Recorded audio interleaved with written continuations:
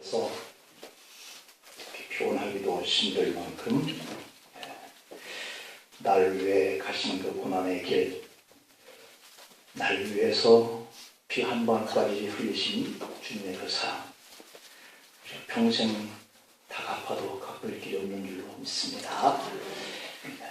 그 은혜를 생각하면서 우리도 생명을 내어놓고 복음에 힘써야 할 줄 믿습니다. 오늘은 종료주일이고 또 이번 한 주간은 고난주간입니다. 종료주일은 예수님께서 나귀를 타시고 예루살렘을 입성하신 것을 기념하는 그러한 날이죠. 당시 왕이 입성을 할 때, 왕이 성에 들어갈 때 붉은 카펫을 이렇게 깔았습니다. 그리고 군악대는 팡파로를 울리면서 수많은 군중들이 환호를 이렇게 하는 모습이었었어요. 머리에는 왕관을 쓰고 금빛 찬란한 옷을 입고 말을 타고 당당하게 들어오는 그런 왕의 모습인 것이죠. 그러나 왕으로 오신 예수님은 예루살렘에 입성을 할 때 너무도 초라한 모습이었다. 카펫 대신에 사람들이 옷을 벗어서 그 앞에 깔았고, 군악대의 팡파르 대신에 사람들이 호산나라고 외쳤습니다. 호산나라고 하는 것은 우리를 구원하소서라고 하는 의미의 함성이었죠. 금빛 찬란한 옷이 아닌 남노한 그런 옷을 입으신 예수님이 수많은 무장 군인 대신에 12명의 제자들이 예수님을 따랐습니다. 웅장한 맛이 나는 말이 아닌 어린 나귀 새끼를 타고 입성을 하셨습니다. 하지만 그것도 호산나를 외치며 환호했던 자들이 예수님을 십자가에 못 박으라고 외치는 폭도로 변하죠.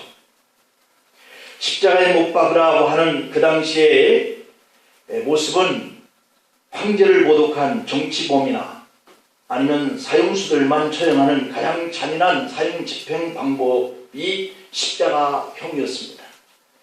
이 십자가형은 너무도 잔인한 그러한 형틀에 죽음을 당하는 일이었기 때문에 로마 사람들조차도 AD 315년에 폐지했던 사형 방법이었는데 예수님은 그 형틀에서 찬양했던 것처럼 피 한 방울까지도 다 쏟으셔서 인류를 구원하는 그 일을 담당해내셨죠. 군중들의 의침에 예수님은 제대로 된 재판 한 번도 받지 못하시고 금요일에 십자가에 달려서 운명을 하십니다. 참 어이없게도 이렇게 끔찍스러운 저주의 십자가가 기독교의 상징이 되었다고 하는 거예요. 세상적으로 보면 극악무도한 죄인들을 처형하는 이 십자가가 기독교의 상징이 되었다고 하는 것은 그 십자가가 우리 신앙 중심에서 중요하다라고 하는 것을 의미하기 때문입니다. 무엇과도 바꿀 수 없는 소중하고 본질적인 그런 십자가가 되었다라고 하는 것이죠. 그런데도 안타깝게 우리가 신앙생활 하면서 십자가는 가깝게 하기에는 너무도 먼 당신처럼 그 의미가 퇴색되어 가고 있는 것이죠. 그래서 십자가를 액세서리 정도쯤으로 취급하는 그런 시대에 우리가 신앙생활을 하고 있습니다. 단순히 교회를 상징하는 붉은 네온사인처럼 그렇게 여기질 위기에 직면하고 있는 가운데에 오늘 저와 여러분들이 여기 있는 것이죠. 예수님은 그 십자가를 지고 나를 따르라 라고 말씀하셨는데 우리는 가급적이면 십자가를 피하려고 하는 것이죠. 김장로님 아까 기도하실 때 좁은 길을 피하려고 하는 것이죠. 그 좁은 길은 십자가를 지고 가는 것인데 그 십자가는 지지 아니하고 액세서리로 우리가 십자가를 그렇게 대하려고 하는 것이죠. 예수님을 위해서 지는 고난을 회피하는 우리 그리스도인들은 앞으로 가면 갈수록 그렇게 장식용으로만 십자가를 대하게 되어질 땐 우리가 진정한 신앙인으로 세상 사람들 앞에 인정받지 못하게 되는 것이죠. 안디옥에서 바나바와 바울이 최선을 다해서 복음을 전할 때 비로소 그리스도인이다 라고 하는 칭호가 생겨났다, 성경에 기록하였듯이 오늘 그 십자가가 우리가 액세서리로 취급하려고 할 땐 그 그리스도인이라고 하는 상징적인 십자가의 그 고난을 상징하고 그 고난의 길을 감수하고 그 고난의 길을 가야 하는 우리 신앙인의 모습도 세상 사람들에게는 비아냥거리처럼 이제 보여지게 될 위기에 있다. 오늘 본문 말씀은 메시아이신 예수님이 이 세상에 오시기 약 한 700년 전에 이사야 선지자를 통하여서 주신 메시지거든요. 특별히 오늘 본문은 예수님께서 이 땅에 어떤 모습으로 오실 것인가, 또 어떠한 고난을 당하실 것인가, 또 어떠한 사역을 행하실 것인가 하는 것을 정확하게 700년 전에 예언을 해놓은 그런 메시지입니다. 그래서 오늘 말씀을 통해서 이 땅에 700년 후에 오셔서 우리 인류를 구원하실 그 예수님의 모습이 어떤 모습이냐 라고 하는 것으로 우리에게 조명되었는가 하는 것을 한번 살펴보겠습니다. 첫 번째로는 이 오늘 본문에 기록되어 있는 모습은 구원자 예수님은 약한 자의 모습을 가지고 이 세상에 오셨다. 약한 자의 모습. 그러면 오늘 우리들도 세상 앞에는 약한 자의 모습인 것이죠. 본문 2절에 볼까요? 그는 주 앞에서 자라나기를 연한 순 같고 마른 땅에서 나온 뿌리 같아서 곤 모양도 없고 풍채도 없은즉 우리가 보기에 흠모할 만한 아름다운 것이 없을 만큼 약한 존재의 예수님의 모습을 기록하고 있습니다. 고운 모양도 없다. 풍채도 없다. 우리가 볼 때 흠모해야 되겠다 하는 그러한 아름다운 모습을 갖추지 못한 그러한 모습으로 오실 것이다. 보통 세상의 왕은 세상의 그 모습은 힘을 상징하고 어떤 권세가 당당하고 라고 해야 세상 속에서 흠모를 받을 그러한 대상이죠. 그런데 세상을 구원하실 만왕으로 오신 예수님은 그렇게 오지 않았기 때문에 핍박을 받고 조롱을 받고 비아냥을 당하고 그런 것이죠. 마른 땅에서 나온 연한 순 같아서 금방이라도 말라 죽을 것 같거나 타 죽을 뿌리의 모습을 갖추고 세상에 오신 모습으로 표현을 했어요. 이 말씀은 겉으로 보기에는 자랑거리나 내세울 것이 없는 초라한 모습이었다라고 하는 그런 말씀이죠. 왜 하나님께서 세상에 만왕으로 보내신 예수님의 모습을 이처럼 세상에 주목하지 않는 볼품없는 그런 모습으로 보내셨을까요? 왜 하나님은 우리를 구원하실 예수님을 가장 연약한 이러한 새순이 막 돋는 그러한 아주 힘이 없는 그런 모습으로 세상에 보내셨을까요? 그 이유는 연약하게만 한 우리를 이해하기 위해서다. 연약함 속에 담긴 하나님의 은혜를 깨닫게 하기 위해서다. 십자가를 지셨던 우리 주님은 세상 속에서 보여지는 가장 약한 자의 모습이죠. 얼마든지 저항할 수 있는 힘이 있는데도 저항하지 아니하는 그런 연약함. 오늘 본문 3절이 그렇게 표현을 합니다. 그는 멸시를 받아 사람들에게 버림을 받았으며 간고를 많이 겪었고 질고를 아는 자라. 마치 사람들이 그에게 얼굴을 가리는 것 같이 멸시를 당하고 그래서 우리도 그를 귀하게 여기지 않았다. 이렇게 표현을 하고 있습니다. 왜냐하면 세상 사람들은 그분을 구세주로 보지 못했다는 것이죠. 세상은 강한 자를 자랑하기 때문에 내 강한 것을 자랑하고 싶기 때문에 그래서 세상은 강한 자들에게 굴복하지요. 힘 있는 자들에게 아부하죠. 능력 앞에서 비굴해하죠. 이게 세상의 모습이거든요. 그래서 누구나 강한 자가 되기 위해서 몸부림을 치는 것 아니겠습니까? 누구나 힘 있는 자가 되기 위해서 땀을 흘리고 있는 것인지도 모르죠. 그러나 하나님의 은혜는 이와는 반대적이고 역설적이다라고 하는 겁니다. 하나님은 강함이 아니라 연약함 속에 은혜를 담아두셨다는 거예요. 누구나 강해지기를 원하지만 하나님은 약함 속에 강함을 담아두셨어요.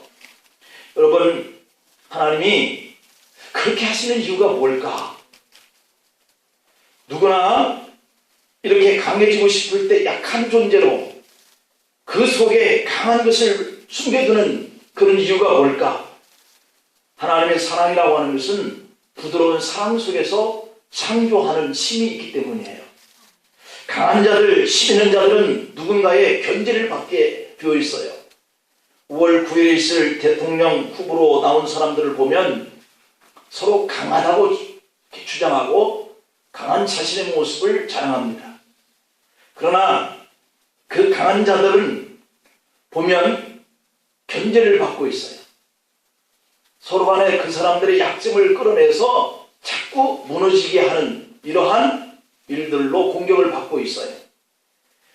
마찬가지로 약한 자들은 동정을 받게 됩니다. 누군가의 도움을 받게 되는 것이죠. 연한수는 쉽게 부러집니다. 부러진다라고 하는 것은 부드럽다라고 하는 뜻이죠. 그런 점에서 사랑은 언제나 부드러워요. 사랑은 속삭이듯이 고백을 해요. 사랑은 두 손을 펴서 어루만져 주는 거예요. 온유한 것은 부드럽고 부드러운 것은 유연해요. 강한 차이보다는 이 치아보다는 부드러운 혀가 더 건강해서 오래간다라고 하는 말을 합니다. 그래서 부드러운 사람은 경직되지 않습니다. 우리 몸도 굳으면 병이 생겨요. 연약함은 그 사람을 겸손하게 만들어요. 자기가 힘이 있고 강하다고 생각하면 그 사람이 교만해져 갑니다. 자기가 강하다고 생각하는 사람들은 목이 곧아지고 어깨에 힘이 들어갑니다. 목소리가 커지고 자기 주장이 세워집니다. 남의 말을 들으려고 하지 않습니다. 저도 젊었을 때 목회를 그렇게 했죠. 바로 그때 하나님이 선택하시는 방법은 고난의 용광로에 집어넣는 것이죠. 그 속에서 힘을 빼게 하십니다. 그래서 자신이 연약하다는 것을 깨달아요. 그렇게 해서 나보다도 더 하나님을 찾게 만들어요. 내 힘으로 뭘 할 수 있다고 하는 생각을 내려놓게 하고 하나님을 붙들고 도움을 청하는 이러한 자로 세워가시죠. 부자가 천국에 들어가는 것이 낙타가 바늘구멍에 들어가는 것보다 힘들다라고 하시는 그 말씀의 의미가 어디 있을까요? 부자는 천국에 못 간다? 그런 말씀이 아니죠. 부자가 바르게 돈 벌어서 선교도 하고 약자를 돕고 선한 일에 힘쓰면 그 부자가 얼마나 귀한 자입니까? 그런데 부자가 그렇게 겸손하게 남을 돕고 이해하고 선교하고 선한 일에 힘쓰고 이렇게 하기가 힘들다는 것이죠. 약한 자를 돕는 일에 힘쓰는 것이 그렇게 쉽지 않아요. 하나님 앞에서 자신의 연약함을 깨닫고 겸손하게 하나님의 말씀에 순종하기가 부한 것들이 어렵게 만들어버려요. 그래서 부해지면 그 일을 못하는 거예요. 그러나 연약한 사람들은 자기가 약하니까 남의 말을 잘 듣습니다.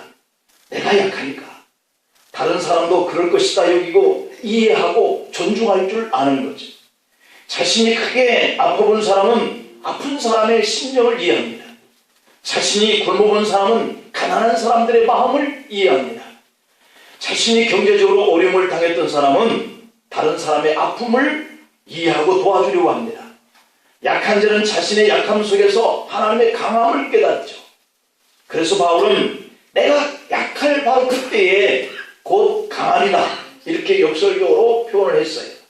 그래서 바울은 자기의 강함을 자랑하지 않고 오히려 약함을 자랑한다 라고 고백을 했어요. 여러분, 우리는 자기를 자랑하고 자기의 의를 드러내고 자기의 힘과 부를 과시하는 시대에 살고 있어요. 그래서 그들에게 지지 않고 짓눌리고 싶지 않아서 강해지려고 부해지려고 힘을 가져보려고 애를 쓰는 그런 모습을 취하고 삽니다. 그러나 주님이 이 땅에 오심은 자랑할 것이 없는 모습으로 오셨다. 연한순과 같이 연약하고 외모로도 볼품이 없어서 그 아름다움이 사람들 앞에 추앙받지 못하는 모습으로 오셨어요. 그리고 저주의 형태는 십자가에서 사람들에게 멸시와 천대를 당하시고 마치 7절에서 표현하는 것처럼 도살장에 끌려가는 소처럼 무기력하게 십자가에 달리셨어요. 그러나 그 주님의 약한 것이 세상의 강한 것을 이겼다라고 말씀하고 있어요. 폭풍처럼 밀려오는 죄와 사망과 사탄의 권세를 깨뜨리시고 부활하신 놀라운 역사를 만들어냈어요. 우리가 십자가를 지고 주님을 따른다라고 하는 것은 어쩌면 날마다 겸손하게 자신의 연약함을 깨닫고 사는 그런 모습을 요구하고 있는 주님의 그러한 모습이겠죠. 질그릇처럼 연약하고 깨지기 쉬운 존재이기 때문에 주님의 도우심을 구하고 주님의 능력과 그 강함을 의지하려고 하는 이러한 모습을 우리가 갖는 것이죠. 내가 약할수록 주님은 우리를 귀히 여기시고 사랑해 주신다. 그래서 세상의 강한 힘을 우리로 하여금 빼내라고 말씀하죠. 그렇게 해야 우리는 주님이 그 묵묵히 주님의 그 놀라우신 사랑을 인류를 대신해서 죄와 그 허물들을 짊어지시고 십자가에서 죽으신 그 십자가의 떨림을 가지야 우리도 주님의 약한 모습처럼 세상에서 이해하고 우리에게 맡은 그 일들을 주님을 바라보고 도움을 요청하고 그렇게 세상을 이겨내는 그러한 떨림이 우리에게 있어야 할 줄로 믿습니다. 두 번째로는 예수님은 상처 입은 치유하러 오셨다 그렇게 말씀합니다. 예수님은 육신의 몸에 상처를 입으셨어요.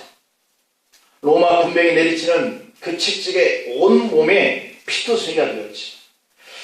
가죽끈에 날카로운 수조각이 붙어있고 또 쇠추각을 이렇게 매단 그 채찍이 몸을 휘감고 그것이 휘어 잡아 당길 때마다 살점이 뚝뚝 떨어져 나가게 되었다는 것이죠. 머리에는 가시면류관을 억지로 눌러 씌워줘서 그 가시가 머리에 박히고 피투성이가 얼굴로 흘러내리고 손과 발에 15cm가 넘는 못에 박히셨다. 옆구리는 창의 뚫림으로 물 한 방울 피 한 방울까지 남지 않고 다 쏟아졌고 그것이 우리를 위해서 십자가를 지신 주님의 모습이죠. 십자가에 달리시기까지 온몸에 이렇게 말할 수 없는 상처를 입으셨다. 지금까지 예수님을 따르며 환호했던 무리들이 폭도로 변합니다. 예수님을 호산나 호산나 이렇게 외쳤던 그들이 이제는 십자가에 못 박게 하소서라고 외치는 사람으로 바뀝니다. 침을 뱉고 멸시와 조롱을 퍼붓습니다. 사랑하는 제자들마저도 주님 곁에서 다 도망치고 맙니다. 말로 표현할 수 없는 정신적인 고통까지 당하셨죠. 그 순간 하늘 아버지로부터도 버림을 받습니다. 그때 나의 하나님 어찌 나를 버리십니까? 십자가에서 심장이 터지는 그 고통의 음화들을 주님 하나님 나라를 위해 하나님을 향해서 외치시는데 하나님 아버지마저도 외면하십니다.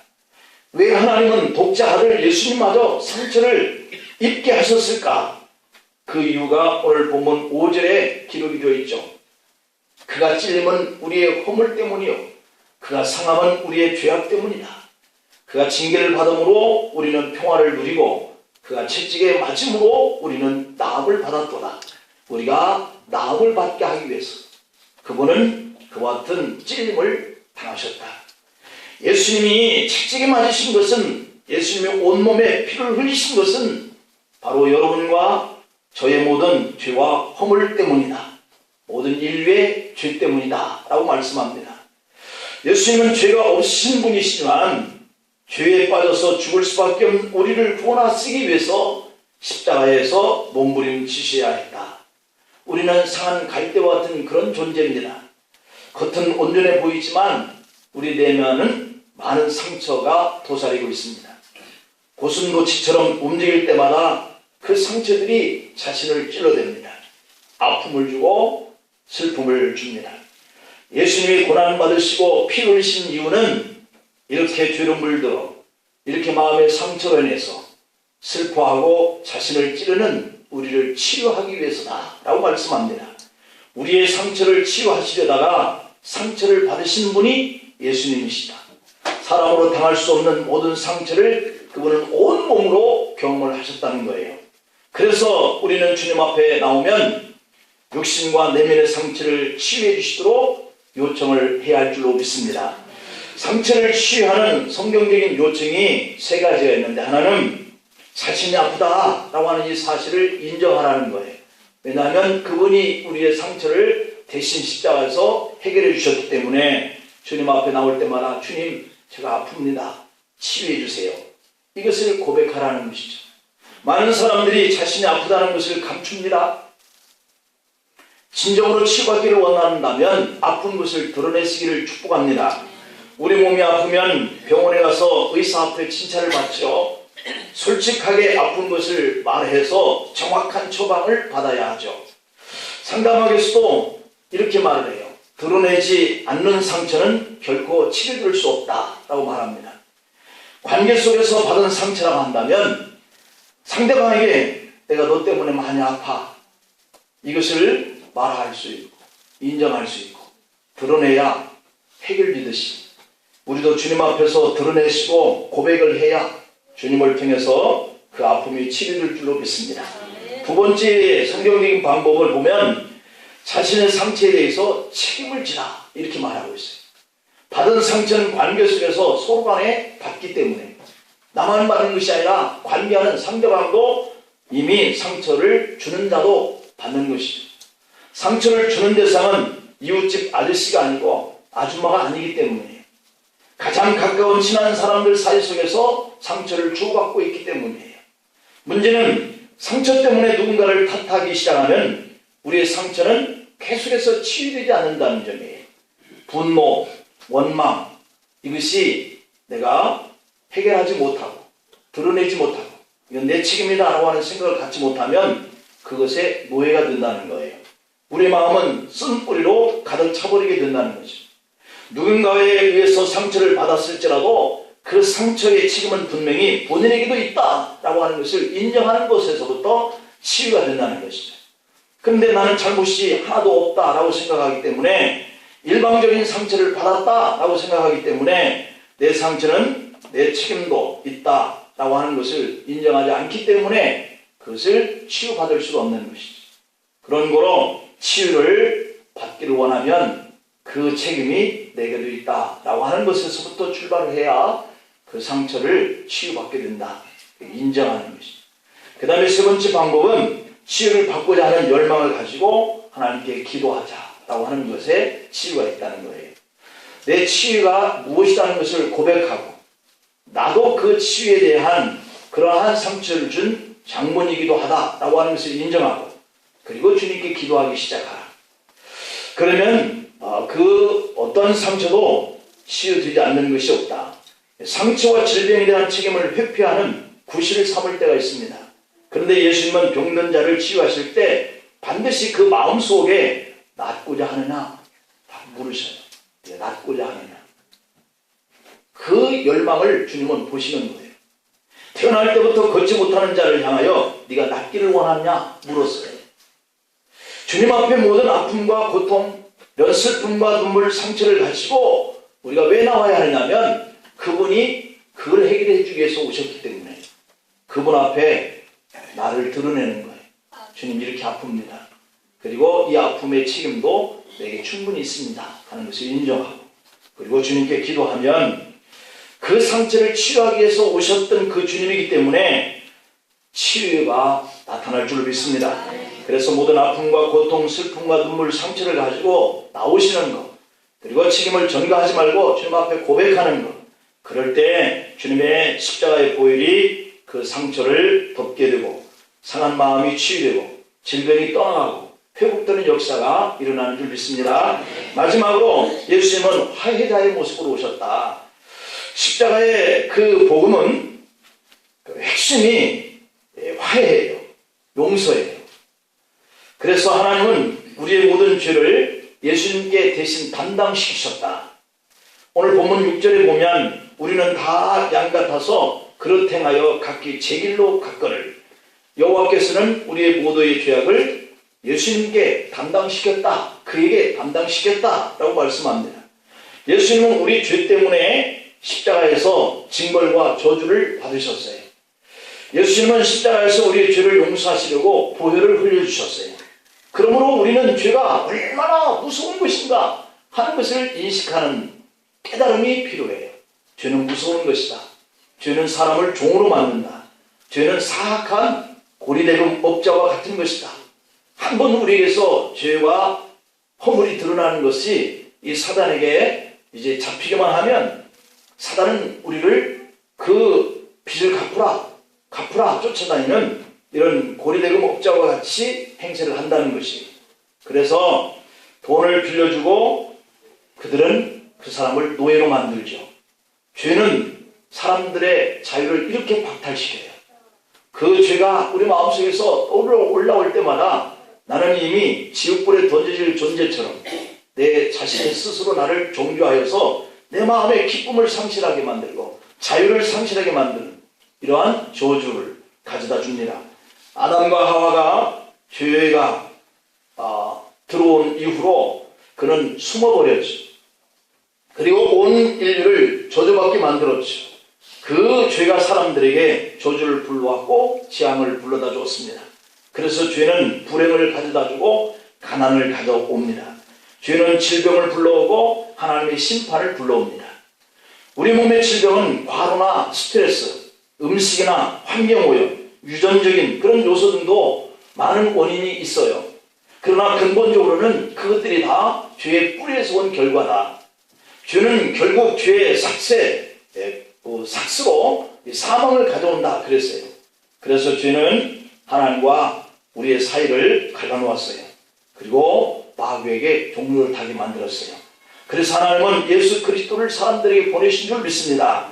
그 십자가에 피 흘려 죽으신 그 주님의 모습 때문에 모든 죄가 용서되었다라고 하나님은 선포합니다. 이제는 하나님과 사람들 사이에 막힌 담을 허물어서 하나님과 사람들이 화목하게 된 줄로 믿습니다.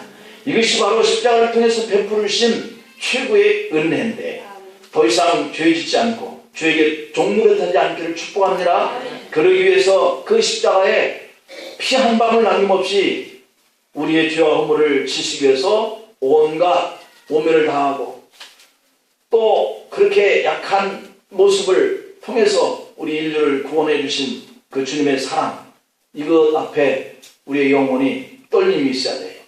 십자가만 든든히 붙잡고 죄로부터 자유함을 누리기를 축원합니다. 우리가 십자가의 삶을 산다라고 하는 것은 상처 입은 치유자로 오신 예수님처럼 누군가의 약함을 사랑으로 채워주는 삶이 필요합니다. 우리의 작은 손을 펴서 주님의 사랑을 나눠야 합니다.